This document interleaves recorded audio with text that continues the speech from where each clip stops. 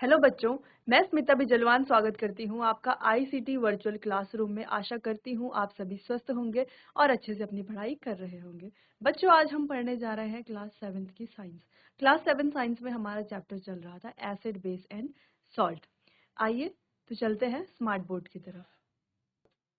जैसे कि आप जानते हैं, ये चैप्टर हम अपने प्रीवियस लेक्चर में स्टार्ट कर चुके थे। काफ़ी आगे तक हम जो है चैप्टर में हमने आगे तक जो है काफ़ी सारे टॉपिक्स कवर कर लिए थे। एक बार देख लेते हैं कि हमने कौन कौन से टॉपिक कवर कर लिए हैं, उनका आप रिवीजन भी हम साथ साथ कर लेंगे। फिर आगे नया टॉपिक जो है उसे आगे आज स्टार्ट करेंगे। चलिए, सबसे पहले एसिड्स के बारे में हमने पढ़ा था और बेस के बारे में और सॉल्ट के बारे में पढ़ा था। एसिड के बारे में हमने क्या पढ़ा था कि ये स्वाद में कैसे होते हैं, खट्टे होते हैं।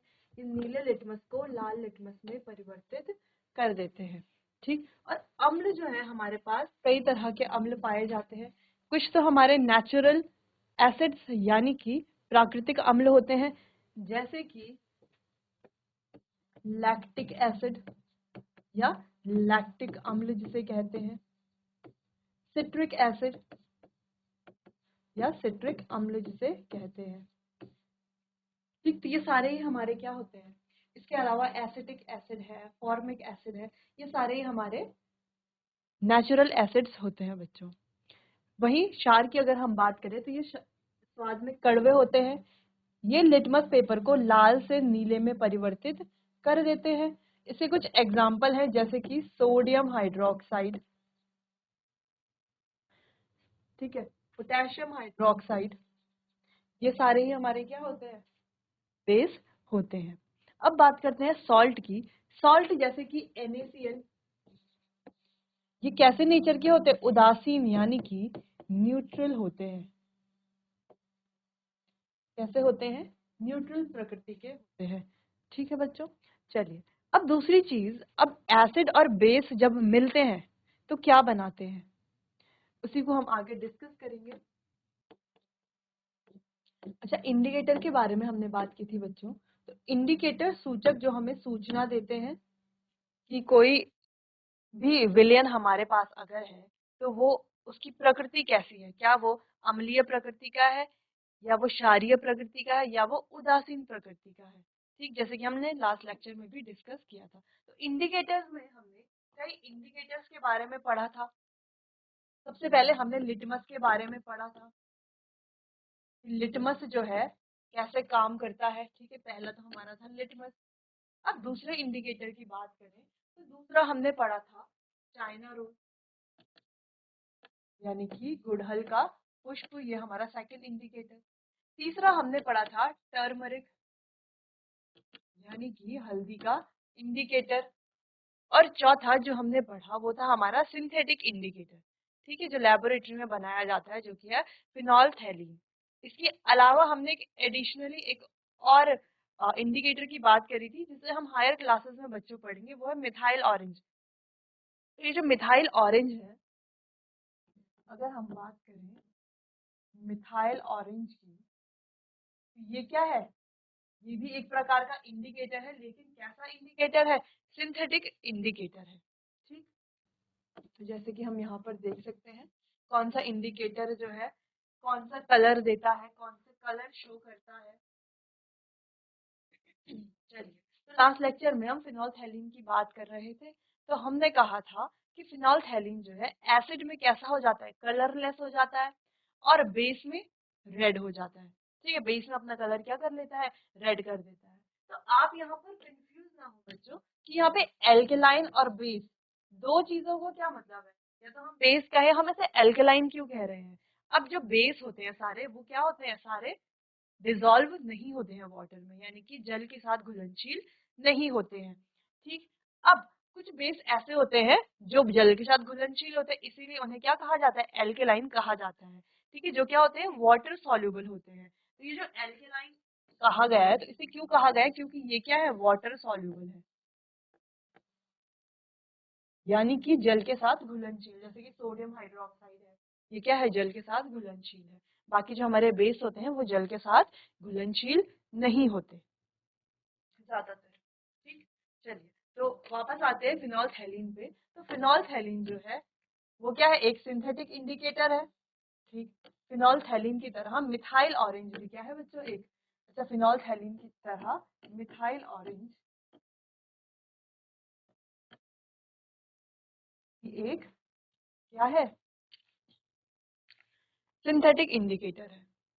चलिए, तो फिनोल्फथैलीन क्या है, कलरलेस इन एसिड, एसिड में क्या होता है, कलरलेस होता है, एसिड सॉल्यूशन में कैसा होता है, कलरलेस होता है, but turns pink to red as as the solution become alkaline और बेसिक। और यदि कोई सॉल्यूशन एल्केलाइन है या बेसिक है तो वहां पर ये पिंक से रेड में परिवर्तित हो जा रहा है, हो जाता है। ठीक है, यानी कि मेन कलर है इसका पिंक, जो इसका नेचुरल कलर है। ठीक है, जब एसिड में डाला जाता है तो कलरलेस, और जब बेस में डाला जाता है तो रेड हो जाता है। सिंपल सी बात थी। अब आगे बढ़ते हैं न्यूट्रलाइजेशन रिएक्शन की तरफ, यानी कि बच्चों उदासीनीकरण अभिक्रिया।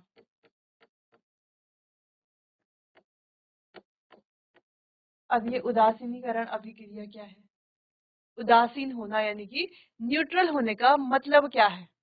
अब हम कह रहे हैं कोई तो एसिड है और कोई बेस है।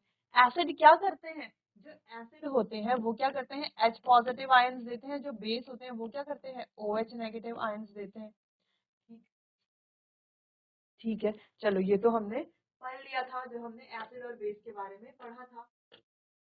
चलो, अब हम कह रहे हैं ये उदासीनीकरण क्या है, ये न्यूट्रलाइजेशन है क्या, न्यूट्रलाइजेशन का मतलब क्या है। चलिए, when an acidic solution is mixed with a basic solution, जब कोई अम्लीय विलयन किसी क्षारीय विलयन में मिलता है, both the solution neutralize the effect of each other, तो ये दोनों ही एक दूसरे के इफेक्ट को क्या कर देते हैं, उदासीन कर देते हैं। ठीक, तो एसिड का जो इफेक्ट होता है और बेस का जो इफेक्ट होता है, दोनों के अलग अलग इफेक्ट होंगे। दोनों जब मिलते हैं, दोनों सॉल्यूशन जब मिलते हैं तो ये एक दूसरे के इफेक्ट को क्या कर देते हैं, उदासीन कर देते हैं, यानी कि न्यूट्रल कर देते हैं। ठीक, इसीलिए the reaction between acid and base is known as neutralisation. इसीलिए एसिड और बेस की जो ये रिएक्शन है, इसे क्या कहा जाता है, न्यूट्रलाइजेशन रिएक्शन कहा जाता है। अब इस रिएक्शन से होता क्या है, यानी कि अगर हम किसी एसिड को किसी बेस में मिला देते हैं, ठीक है, तो होता क्या है वहां पर, तो वहां पर जो है salt and water are produce in this process with the evolution of heat. इस प्रोसेस में सॉल्ट यानी कि नमक और वाटर यानी कि जल क्या होते हैं, प्रोड्यूस होते हैं, यानी कि बनते हैं with the evolution of heat, और हीट भी यहाँ पर बाहर निकलती है। ठीक, सिंपल, यानी कि एसिड और बेस जब मिलते हैं तो एक दूसरे के इफेक्ट को क्या कर देते हैं, दोनों न्यूट्रलाइज कर देते हैं, यानी कि उदासीन कर देते हैं, जिससे कि क्या होता है, इस अभिक्रिया को न्यूट्रलाइजेशन अभिक्रिया या उदासीनीकरण अभिक्रिया कहा जाता है। और इस अभिक्रिया में नमक और जल का फॉर्मेशन या प्रोडक्शन होता है बच्चों। अब सिंपली यहाँ पर एसिड हमने लिया है HCl और बेस हमने लिया है सोडियम हाइड्रोक्साइड, दोनों मिलकर के क्या बना रहे हैं, वाटर और सॉल्ट। चलिए, तो आप इसे नोट कर लीजिए बच्चों।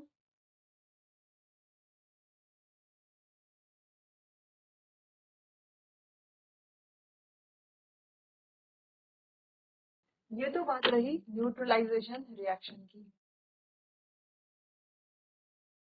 कैसे एसिड और बेस मिलकर के न्यूट्रलाइज होते हैं, सॉल्ट और वाटर का फॉर्मेशन होता है।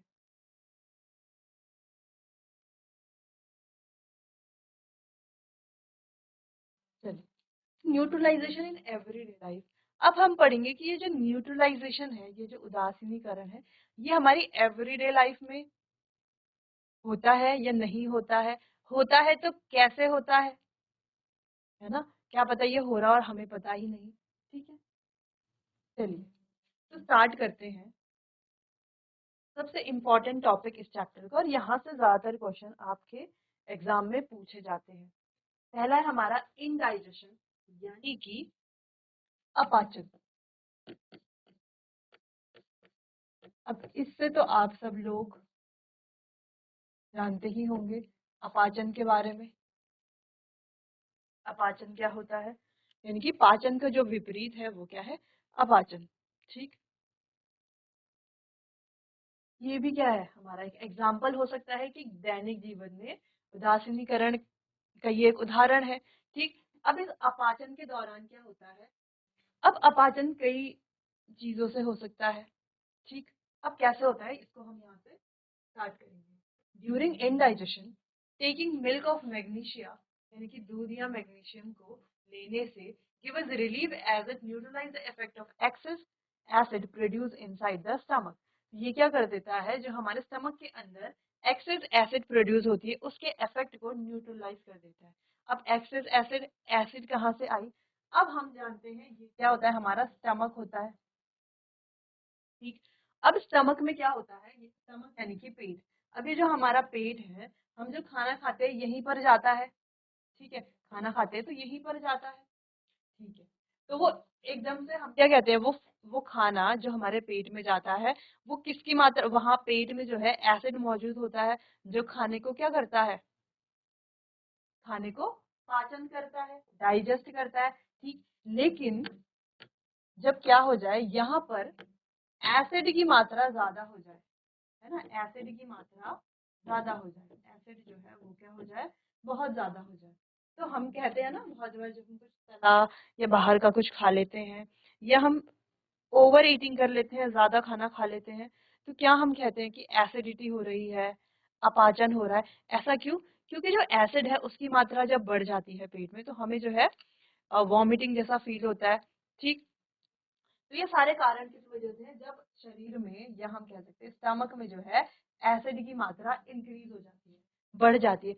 अब एसिड की मात्रा जब इंक्रीज हो गई, तो इसे कैसे सही किया जाए, है ना, हम कह रहे हैं, अगर हम एग्जाम्पल से समझते हैं कि एक बीकर है, इसमें क्या है, एसिड है। ठीक है, इसे कैसे सही किया जाए कि ये एसिड की मात्रा जो है न्यूट्रल हो जाए, हम क्या कर लेंगे, इसमें बेस डाल देंगे, इसमें क्या कर लेंगे, प्लस बेस, कोई बेस डाल देंगे। अगर हम कोई बेस इसमें डालते हैं, तो एसिड और बेस मिलकर के क्या हो जाते हैं, न्यूट्रलाइज, क्या हो जाते हैं, न्यूट्रलाइज हो जाते हैं। ठीक, जिससे एसिड का और बेस का दोनों का इफेक्ट क्या हो जाता है, खत्म हो जाता है। ठीक, चलिए तो बात करते हैं स्टमक की। तो स्टमक में जब एसिड ज्यादा बन जाता है, तो एसिड अपना इफेक्ट दिखाता है। ठीक, अब इस एसिड के इफेक्ट को कम करने के लिए या खत्म करने के लिए हम क्या लेते हैं, यहाँ पर मिल्क ऑफ मैग्नीशिया, क्या लेते हैं, एक बेस। अब वो बेस क्या है, milk of magnesia, milk of magnesium यानी कि दूध या मैग्नीशियम। अब ये दूध या मैग्नीशियम क्या है, एक बेस है। अब जब ये स्टमक में जाएगा, तो एसिड और बेस दोनों मिल जाएंगे। एसिड और बेस अगर दोनों मिल जाएंगे, तो क्या बन जाएगा, दोनों क्या हो जाएंगे, न्यूट्रलाइज हो जाएंगे।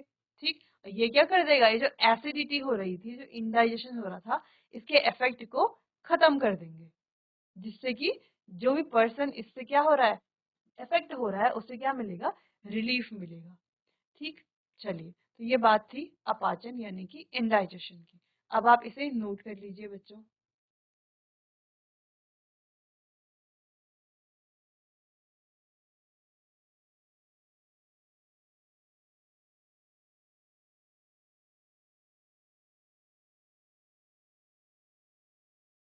चलिए आगे बढ़ते हैं, आंट बाइट यानी कि चींटी का काटना,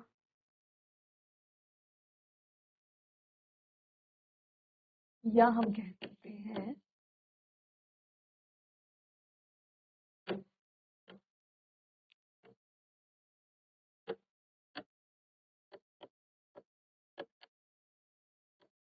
चींटी का डंक। अब जब हमने चैप्टर स्टार्ट किया था, तो सबसे पहले यहाँ पर एक बात डिस्कस की थी कि जो आंट बाइट होता है, यानी कि जो चींटी का जो डंक होता है, इसमें क्या पाई जाती है, फॉर्मिक एसिड पाई जाती है। क्या पाई जाती है, फॉर्मिक एसिड पाई जाती है।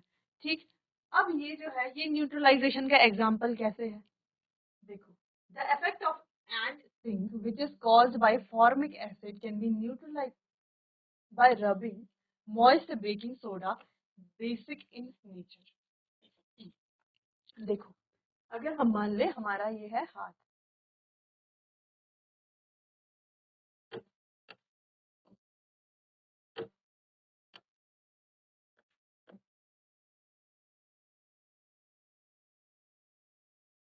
ठीक है, हाथ है या कोई भी स्किन है, ठीक। अब हम मान ले एक पॉइंट है ऐसा, यहाँ पर जो है एंट ने क्या कर दिया, बाइट कर दिया, यानी कि चींटी ने यहाँ पर काट लिया, ठीक। और जब चींटी जहाँ पर काटती है तो वहां पर हम देखते हैं थोड़ा इचिंग होने लगती है, ठीक है, थोड़ा खुजली होने लगती है, जिस वजह से वहां पर जो है रेडनेस आ जाती है, बहुत अनकंफर्टेबल फील होने लगता है जब एंट बाइट करती है, क्योंकि वो क्या करती है वहां पर फॉर्मिक एसिड होता है वहां पर, इस वजह से हमें ऐसा फील होता है, ठीक। अब जो फॉर्मिक एसिड है इसके इफेक्ट को न्यूट्रलाइज करने के लिए या इसका इफेक्ट खत्म करने के लिए इस एंट बाइट में, यानी कि यहाँ पर क्या थी, फॉर्मिक एसिड थी, ठीक है, तो इस इफेक्ट को खत्म करने के लिए हम क्या करते हैं, यहाँ पर कोई बेस जैसे कि मॉइस्ट बेकिंग सोडा हम यहाँ पर डाल देते हैं, बेकिंग सोडा हम यहाँ पर डाल देते हैं। जैसे हम बेकिंग सोडा डालते हैं हम क्या देखते हैं, हमें रिलीफ मिल जाता है, यानी कि ये जो फॉर्मिक एसिड थी इसके इफेक्ट को कौन न्यूट्रलाइज कर रहा है, कौन जो है उसको खत्म कर रहा है, वो है मॉइस्ट बेकिंग सोडा। अभी जो मॉइस्ट बेकिंग सोडा है ये है क्या, एक प्रकार का बेस है, सिंपल। जब ये एसिड और ये बेस मिल रहे हैं तो क्या कर रहे हैं, इस इफेक्ट को न्यूट्रलाइज कर रहे हैं, क्या कर रहे हैं, न्यूट्रलाइज कर रहे हैं, ठीक। तो अभी तक आप एक चीज तो अच्छे से समझ गए होंगे कि अगर एसिड कहीं पर है, ठीक है, तो वहां पर बेस डाल के हम दोनों को हम क्या कर सकते हैं, वहां पर उसे न्यूट्रलाइज कर सकते हैं, ठीक है। तो ना एसिड का इफेक्ट रहेगा ना बेस का इफेक्ट रहेगा, या अगर कहीं पर बेस ज्यादा है तो हम वहां पर एसिड डाल के क्या कर सकते हैं, बेस का इफेक्ट न्यूट्रलाइज कर सकते हैं। इसके अलावा अगर हम बात करें अपने दांतों की, जो भी हमारी क्या होती है, टीथ होती है, ठीक है। अब हम बहुत सारा खाना खाते हैं तो दांतों में क्या आ जाती है, सड़न आ जाती है, आ जाती है, डीके होने लग जाते हैं, यानी कि दांत जो है वो सड़ने लग जाते हैं। तो हमारे पेरेंट्स क्या बोलते हैं जब हमारे दांत सड़ने लगते हैं, तो पेरेंट्स या जो लोग भी देखते हैं तो सब क्या कहते हैं हमें कि ब्रश करना चाहिए, ब्रश करना चाहिए। ब्रश क्यों करना चाहिए, ब्रश में यानी कि टूथपेस्ट में ऐसा क्या है जिस वजह से जो है हमारे दांत सही रहते हैं, या उनमें कोई भी कीड़ा नहीं लगता, वो सड़ते नहीं है, ऐसा क्यों। अब देखो जो हमारे दांत हैं तो हम बहुत सारी चीजें खाते हैं, ठीक है। अब ज्यादातर चीजों में क्या होता है, शुगर होता है, ठीक। और ज्यादातर चीजें क्या, वहां पर क्या होता है, एसिड होता है दांतों में बहुत ज्यादा। तो एसिड और जो भी चीजें हम खाते हैं तो बैक्टीरिया क्या करते हैं, वहां पर एसिड फॉर्म करके दांतों को क्या करते हैं, डिके करते हैं, यानी कि दांतों को सड़ाते हैं। कौन, बैक्टीरिया, किस वजह से, एसिड की वजह से, ठीक। अब हम क्या करते हैं, इस डिके को यानी कि इस सड़न को कम करने के लिए या हटाने के लिए या बैक्टीरिया को खत्म करने के लिए, क्योंकि बैक्टीरिया क्यों है वहां पर, एसिड की वजह से है, ठीक। खत्म करने के लिए हम क्या करते हैं, एक टूथपेस्ट लेते हैं, और ये टूथपेस्ट कैसा होता है, बेसिक नेचर का होता है, कैसा होता है, बेसिक नेचर का होता है, यानी कि इसमें क्या होता है, बेस होता है, ठीक। अब इसमें बेस है और दांतों में क्या है, एसिड है ना, जो वो शुगर थी, इतनी सारी चीजें हमने खाई, उनमें ज्यादातर चीजें क्या होती हैं, एसिडिक होती हैं, ठीक। तो ये बेस के साथ मिल करके वो जो है उसके इफेक्ट को क्या कर देता है, न्यूट्रलाइज कर देता है, जिस वजह से आगे जो है डिके होने का खतरा नहीं होता, यानी कि सड़ने का खतरा नहीं होता। सिंपल सी ये बात थी।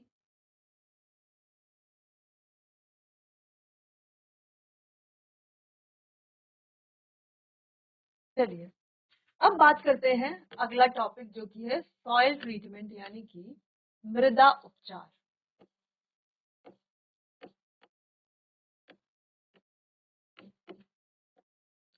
चलिए, अब सॉइल ट्रीटमेंट क्यों हम कह रहे हैं, सॉइल तो होती है, अब उसके ट्रीटमेंट से क्या मतलब है। तो हमने अम्ल वर्षा के बारे में सुना है, यानी कि एसिड रेन,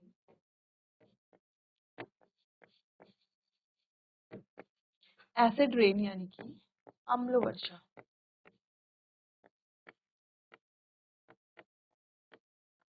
अम्ल वर्षा के बारे में हमने सुना है। तो जब अम्ल वर्षा होती है तो उसमें क्या होता है, एसिड एसिड होता है।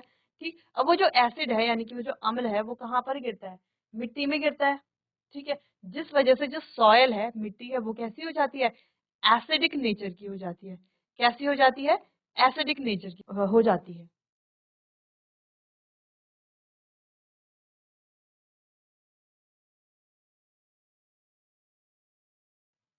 ठीक है, जिससे हमारी मृदा क्या हो जाती है, एसिडिक नेचर की हो जाती है। ठीक, अब वो एसिडिक नेचर की है तो उस पर हम कोई भी प्लांट कैसे उगाएंगे, कोई भी प्लांट जो है, कोई भी पेड़ पौधा उस पर ग्रो करेगा नहीं। ठीक, क्योंकि अगर सॉइल क्या होगी, ज्यादा एसिडिक होगी, या अपोजिट भी हो सकता है सॉइल ज्यादा बेसिक हो जाए, है ना, ज्यादा क्षारीय प्रकृति की हो जाए, तो भी उसमें प्लांट ग्रो नहीं कर सकता। इसीलिए क्या करते हैं, अगर सॉइल ज्यादा एसिडिक है तो उसमें बेस मिला दिया जाता है, और अगर ज्यादा बेसिक है तो उसमें एसिड मिला दिया जाता है, जिससे कि वो क्या हो जाए, न्यूट्रल हो जाए, और हम क्या कर सके, अपने प्लांट्स को ग्रो कर सके। ठीक, चलिए, अब एसिड रेन इसका एक मुख्य कारण है। इसके अलावा और भी बहुत सारे कारण होते हैं जिस वजह से जो हमारी सॉइल है ज्यादा एसिडिक हो जाती है या ज्यादा बेसिक हो जाती है। चलिए तो रीड करते हैं।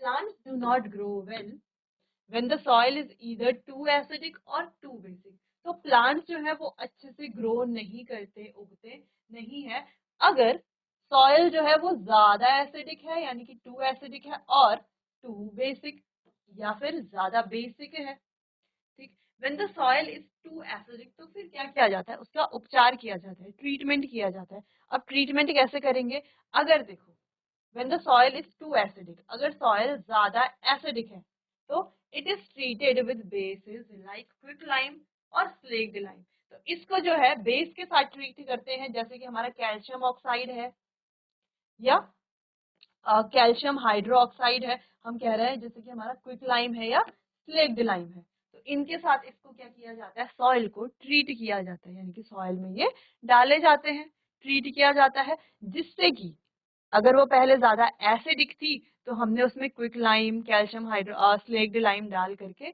इसको कैसा बना दिया, उसके जो एसिडिक इफेक्ट था उसको न्यूट्रलाइज कर दिया। अब सॉइल कैसी हो गई है, न्यूट्रलाइज हो गई है। अब हम इसमें कोई भी प्लांट को ग्रो कर सकते हैं।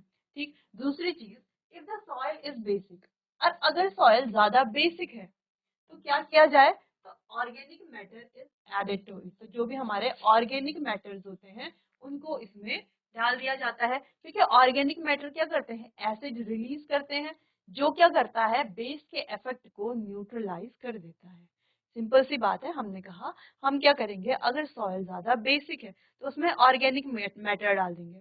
क्यों डालेंगे, क्योंकि देखो सॉइल क्या है, ज्यादा बेसिक है, अगर हम उसमें ऑर्गेनिक मैटर डालते हैं, ऑर्गेनिक मैटर क्या करते हैं, एसिड रिलीज करते हैं, तो बेस में एसिड मिल करके ये क्या कर देगा, उसके इफेक्ट को न्यूट्रलाइज कर देगा, which neutralise the basic nature of the soil. ये क्या करेगा, ये जो एसिड है neutralises the basic nature of soil, soil के बेसिक नेचर को न्यूट्रलाइज कर देगा, यानी कि उदासीन कर देगा। ठीक, फिर हम कोई भी प्लांट ग्रो कर सकते हैं, कोई भी फसल हमें उगानी है तो वो हम ग्रो कर सकते हैं। इसीलिए सॉइल का पहले क्या चेक किया जाता है, जो पीएच होता है वो हमेशा चेक करना चाहिए। ठीक, पीएच हमने चैप्टर के स्टार्टिंग में पढ़ा था कि पीएच क्या होता है, पीएच स्केल क्या होता है, पीएच स्केल में कुछ नंबर्स होते हैं। ठीक, तो 1 से लेकर के 7 तक के जो नंबर हैं वो क्या दिखाते हैं, वो एसिडिक स्ट्रेंथ को शो करते हैं, उसके बाद के जो भी नंबर है वो बेसिक स्ट्रेंथ को शो करते हैं। ठीक, और बीच में जो 7 होता है उसका मतलब क्या है, कि वो क्या है, न्यूट्रल है। तो 7 अगर किसी का पीएच है तो यानी कि वो क्या है, हमारा न्यूट्रल सब्सटेंस है। ठीक, चलिए तो इसे आप नोट कर लीजिए बच्चों। सिंपल जो पीएच स्केल है वो कुछ इस तरीके से होता है, जहां पर 1 से लेके 14 डिजिट तक के नंबर होते हैं, 1 to 14। बीच में होता है हमारा 7। इधर की तरफ बढ़ती है हमारी एसिडिक स्ट्रेंथ, इधर की तरफ बढ़ती है हमारी बेसिक स्ट्रेंथ। ठीक, अब इधर की तरफ बढ़ती ऐसा क्यों कहा जा रहा है, यानी कि 1 जो है वो सबसे ज्यादा एसिडिक होगा, फिर 2, फिर 3, फिर 4, और 7 क्या होता है हमारा न्यूट्रल। ठीक, वैसे ये बेसिक स्ट्रेंथ इधर की तरफ बढ़ती है, ऐसा क्यों कहा जा रहा है? क्योंकि 14 जो है वो हमारा सबसे स्ट्रॉन्ग बेस होता है, सबसे ज्यादा बेसिक होता है। ठीक, चलिए अब आगे बढ़ते हैं फैक्ट्री वेस्ट की तरफ, यानी कि कारखानों का अपशिष्ट।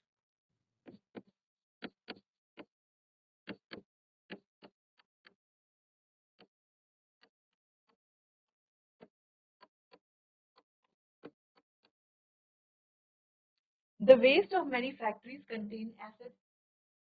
अब जो हमारी बहुत सारी फैक्ट्रीज होती हैं उनका जो भी वेस्ट होता है उसमें क्या होता है? एसिड पाए जाते हैं। ठीक है, बड़ी बड़ी फैक्ट्रीज से जो भी वेस्ट आता है उनमें क्या पाए जाते हैं? एसिड पाए जाते हैं। ठीक, if they are allowed to flow in the river in the water bodies the acid will kill fish and other organism. The factory waste are therefore neutralised by adding basic substances. अब ये जो factory waste है बच्चों, ये जो factory waste है इसको short में हम FW लिख रहे हैं। इनमें क्या होती है? बहुत ज्यादा एसिड्स होती हैं। ठीक है, बहुत अलग अलग प्रकार के एसिड पाई जाती है क्योंकि ये फैक्ट्रीज से आ रही है, फैक्ट्रीज में काम ही केमिकल्स का होता है, तो ज्यादातर क्या होता है? एसिडिक इसका नेचर होता है। ठीक है, अभी एसिडिक नेचर का अगर इसको सीधा जो है वाटर बॉडीज में छोड़ दिया जाएगा, यानी कि नदियों में, झील में, तालाब में या हम ओशंस में अगर इस वेस्ट को छोड़ दिया जाएगा तो वहां पर रहने वाले जितने भी क्या होंगे? ऑर्गेनिजम्स होंगे, लिविंग ऑर्गेनिजम्स होंगे या फिशेस होंगी, ये जो भी हमारे क्या होंगे? अदर ऑर्गेनिज्म होंगे, वो क्या हो जाएंगे? डाई हो जाएंगे। ठीक, यानी कि मर जाएंगे, खत्म हो जाएंगे। इसीलिए जो फैक्ट्री से जो वेस्ट आता है इस इनमें एसिड होता है, तो इसे किसी बेसिक सब्सटेंस के साथ मिला करके क्या कर दिया जाता है? न्यूट्रलाइज कर दिया जाता है, फिर इन्हें वाटर बॉडीज में छोड़ा जाता है ताकि ये वहां रह रहे। जितने भी हमारे क्या है? लिविंग ऑर्गेनिजम्स हैं, फिशेज हैं या प्लांट्स हैं, उनको कोई भी इफेक्ट ना करे। ठीक, तो इस प्रकार से हमने पढ़ा कि एसिड और बेस जो है दोनों कैसे न्यूट्रलाइज होते हैं। एसिड और बेस को जब हम मिला देते हैं तो वो एक दूसरे के इफेक्ट को खत्म कर देते हैं। जैसे फैक्ट्री के ये जो वेस्ट है इनमें एसिड पाई जाती है, तो बेस मिलाने से वो बेस क्या कर देगा? एसिड के इफेक्ट को न्यूट्रलाइज कर देगा, जिससे कि वो क्या हो जाएगा? उसे अब समुद्र में या किसी भी वाटर बॉडीज में छोड़ा जा सकता है, जिस वजह से वो किसी अदर ऑर्गेनिज्म को हार्म नहीं करेंगे। यहाँ पर बच्चों हमारा चैप्टर होता है खत्म। एसिड, बेस एंड सॉल्ट को हमने अच्छे से डिटेल में पढ़ा। न्यूट्रलाइजेशन प्रोसेस को हमने और भी अच्छे से समझा और इंडिकेटर्स के भी सारे एग्जांपल्स हमने पढ़े। सिंथेटिक और नेचुरल क्या होते हैं ये हमने अच्छे से समझा। आने वाले अगले सेशन में हम इसे क्वेश्चन आंसर्स करेंगे, अच्छे से डिस्कस करेंगे सारे क्वेश्चन आंसर्स को। चलिए बच्चों, तो मिलते हैं अपने आने वाले अगले सेशन में। तब तक के लिए आपका बहुत बहुत धन्यवाद।